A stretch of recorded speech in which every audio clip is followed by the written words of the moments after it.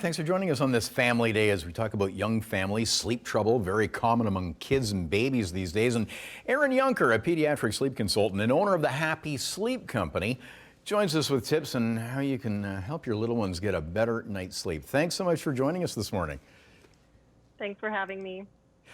There's a lot of misconceptions about children's sleep. What are some of the biggies?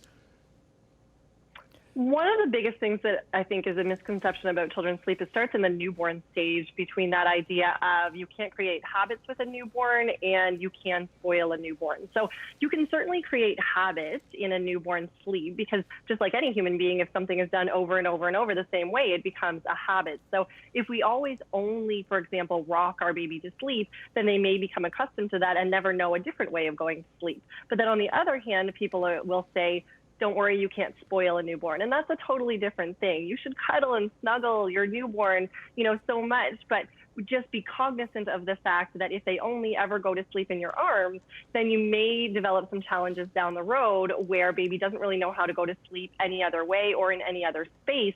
And you may need to do some work to change those habits down the road. But it is possible and very achievable to change those habits down the road. So the bottom line is kind of, parents could be aware of the fact that they might be creating some certain sleep habits in those first few months of baby's life, but not to stress too much about it and know that you can always create new habits and changes down the road if necessary. Okay. Babies don't always sleep when they're tired, right? They don't always sleep when they're tired. They often have a lot of trouble falling asleep when they're overtired, and that's the key. So I really promote parents focusing on age-appropriate wake windows, we call them, or awake time. So take a 5-month-old. Generally, a 5-month-old can only be awake for about 2 hours before they need to be sleeping again, before they're overtired, and they need a few naps in a day. If we assume that our 5-month-old only needs one nap in the day, and we keep our 5-month-old up for 3, 4, 5 hours before bedtime, they're overtired. So intuitively, we might think, well, that baby is just going to pass out easily and fall asleep no problem because they're so exhausted. But what happens when a baby gets overtired is they're overstimulated, they're agitated, and they actually have a harder time falling asleep and staying asleep. So instead, we want to focus on age-appropriate wake windows. So we're putting our baby down when there's enough sleep pressure for them to go to sleep. They're tired enough to go to sleep, but they're not overtired. Okay, what about the environment? We always can't make it a quiet one. Is that an issue, or maybe should they get used to noise?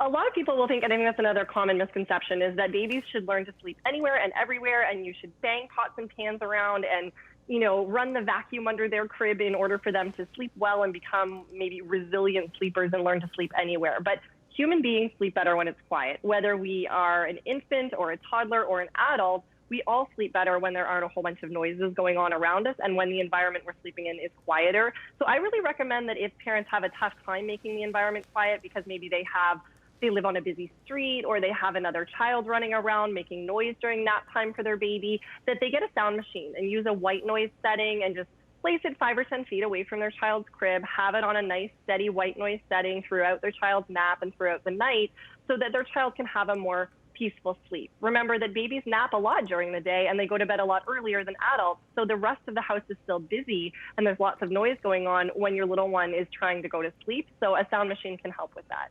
Okay, and along those lines, some people say, oh yeah, have the room bright so they get used to that too, so they can sleep anywhere. Another misconception? I would say so. None of us really get used to sleeping in the bright lights. Again, even as adults, if we have the option, we would all prefer to sleep in a nice dark room than a bright room. If it's 5 o'clock in the morning in the middle of July and there are no curtains on my window, I'm going to be awake and tossing and turning. It's going to be a lot harder to get back to sleep than it would be if there were some blackout curtains on the window. And for babies, they don't know that it's 5 o'clock in the morning. They just know that the sun is coming in and it's time to party. So instead, I do recommend that parents try to make the room not only nice and quiet, but nice and dark for their child to sleep. Your child will be able to sleep other places and places where it's not so dark, but they will always sleep better when it is dark. So blackout blinds covered by blackout curtains is a really good idea for your child's nursery. Okay, great advice, but do you take phone calls? There might be emergencies. Absolutely. People can check us out at thehappysleepcompany.com, and we do offer free 20-minute phone consultations for families who are struggling with their little one's sleep. Okay, because yeah, it is an issue for sure. Well, Erin Junker, thanks so much for joining us, and we will link up the Happy Sleep Company at chch.com so viewers can get more info. Thanks so much for joining us, and happy Family Day.